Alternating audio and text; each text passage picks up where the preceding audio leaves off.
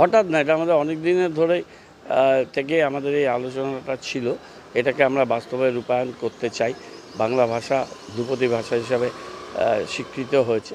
সুতরাং সেই ভাষার প্রসার এবং বিকাশ ঘটানোর ক্ষেত্রে শিলিগুড়ির মতো একটা মাল্টি লিঙ্গুইস্টিক বৈচিত্র্যময় জায়গা, যাকে আমরা সিটি অফ ডাইভার্সিটি বলছি, সেই শহরে বাংলাটাকে বাধ্যতামূলক করে অন্যান্য ভাষা চলুক।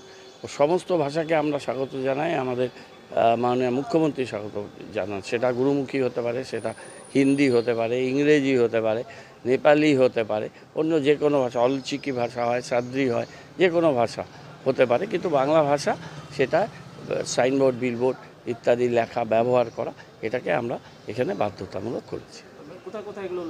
সমস্ত জায়গায়, পাবলিক প্লেসে, সমস্ত জায়গায় সব বোর্ড আছে। এটা একদিনে হবে না, সবার সাথে মিটিং করে আলোচনা করে তাদের এটা বোঝানো হবে এবং এটা তারা যাতে শুরু করে সেই ব্যাপারে উদ্যোগ নেওয়া হবে। কবে থেকে এটা শুরু হবে? পয়লা বৈশাখ থেকে শুরু হবে। পৌরসভার এই উদ্যোগকে আমরা স্বাগত জানাচ্ছি এবং আশা করব এটা যথাযথভাবে কার্যকরী করার জন্য যথাযথ উদ্যোগ গ্রহণ করবে পৌরসভা। আমরাও বিরোধী দলে থাকলেও এ বিষয়ে যথাযথ সহযোগিতা আমরা করব। কেন আমি কথাটা বলছি, আমরা পশ্চিমবঙ্গবাসী, আমরা চাই সর্বত্র বাংলার ব্যবহার হোক। এর আগে 2008 সালে আমি একবার উদ্যোগ গ্রহণ করেছিলাম, কিন্তু পরবর্তীতে 2009-এ বোর্ড পরিবর্তন হওয়ার কারণে তখন আর এটাকে কার্যকরী করা যায়নি বা হয়নি। ফলে এখন যে উদ্যোগটা নিয়েছে এর সাফল্য কামনা করি, এটা হোক এবং আমরা যতটা পৌরসভা আমাদের সহযোগিতা চাইবে আমরা নিশ্চয়ই এ ব্যাপারে যথাযথ সহযোগিতা করব। দেখুন, শিলিগুড়ি পৌর নিগম তার নিজস্ব উদ্যোগে যে কোনো একটা প্রচার করতে পারেন বা একটা ডিসিশন নিতে পারেন, কিন্তু আমরা মনে করি শিলিগুড়ি একটা গুরুত্বপূর্ণ শহর যেখানে বিভিন্ন ভাষাভাষীর মানুষ এখানে বাস করে। আর শিলিগুড়ি একটা গেটওয়ে অফ নর্থ ইস্ট। সেখানে কোনো গুরুত্বপূর্ণ সিদ্ধান্ত নিতে গেলে একটা বিরোধীদের সঙ্গে আলোচনা করা দরকার। আমরা আগেও দেখেছি, আমি দীর্ঘদিন পৌরসভার সঙ্গে যুক্ত ছিলাম।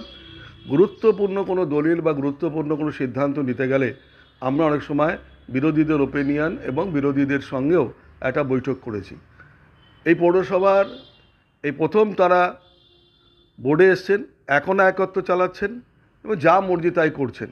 আমরা বাংলা ভাষার বিরুদ্ধে না, আমরা বাংলা ভাষাকে চাই, বাংলা ভাষাতে লেখা হোক, সেটা ভালো কথা। কিন্তু তারা যে এইভাবে সিদ্ধান্ত নিচ্ছেন, এই সিদ্ধান্তের আমরা বিরুদ্ধে।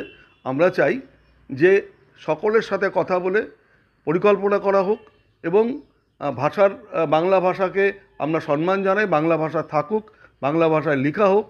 কিন্তু যেইভাবে তারা চাপিয়ে দিচ্ছে একের পর এক শিলিগুড়িকে, তার আমরা বিরোধিতা করছি। আমরা বাংলা ভাষার বিরুদ্ধে নয়, বাংলা ভাষা সাইনবোর্ড লেখা হোক বা ইংরেজি ভাষা, হিন্দি ভাষায় থাকুক, তাতে আমাদের কোনো আপত্তি নেই। কিন্তু এই সিদ্ধান্তটা বিরুদ্ধে করে বারবার আমি একবার বলছি, যেভাবে তারা একত্র চালাচ্ছে, এই একত্রের বিরুদ্ধে বিরোধী শক্তিও কিন্তু পৌরসভায় এমএলএ এখানকার আছে, এমপি এখানকার আছে, পৌরসভায় তারা জিতেছেন, অন্য জায়গায় জেতেননি। ডক্টর সুবর্ণ গোস্বামী, যিনি বাংলার অভয়াদের বিচারের জন্য আন্দোলনের একজন অগ্রণী সৈনিক এবং বাংলার স্বাস্থ্য দপ্তরের সার্বিক দুর্নীতি, দুর্বৃত্ত, থ্রেড কালচার এবং এই ধরনের অনাচারগুলির বিরুদ্ধে একজন ধারাবাহিক নিরলস যোদ্ধা, তাকে আজ সকালে শুধু তার জন্য একটি আদেশনামা বের করে স্বাস্থ্য দপ্তর তাকে বর্ধমান থেকে দার্জিলিং টিবি হাসপাতালে বদলি করেছেন। প্রসঙ্গত, এই সময়কালের মধ্যে ডক্টর গোস্বামীকে 8 বার বদলি করা হয়েছে। এর মধ্যে একই সমতুল্য পদে 5 বার বদলি করা হয়েছে। এর মধ্যে 7 বছর তিনি উত্তরবঙ্গে চাকরি করেছেন। আমরা এই বদলির আদেশনামাকে চূড়ান্ত প্রতিহিংসাপরায়ণ বলে মনে করি এবং এই আদেশনামাকে নিন্দা জানাচ্ছি জয়েন্ট প্ল্যাটফর্ম অফ ডক্টরসের পক্ষ থেকে। আমরা দাবি জানাচ্ছি এই আদেশনামা অবিলম্বে বাতিল করা হোক।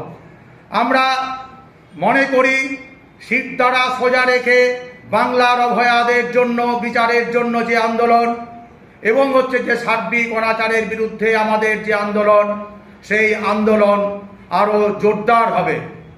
আমরা চিকিৎসক সহ অভয়াদের আন্দোলনের সমস্ত সহযোদ্ধার কাছে আবেদন জানাচ্ছি, আজ বিকেল 4টে এই প্রতিহিংসাপরায়ণ, অনৈতিক, অমানবিক আদেশনামা রদ করার দাবিতে স্বাস্থ্য ভবন অভিযানে সবাই সামিল হন। জয়েন্ট প্ল্যাটফর্ম অফ ডক্টরসের পক্ষ থেকে এই আবেদন জানাচ্ছি।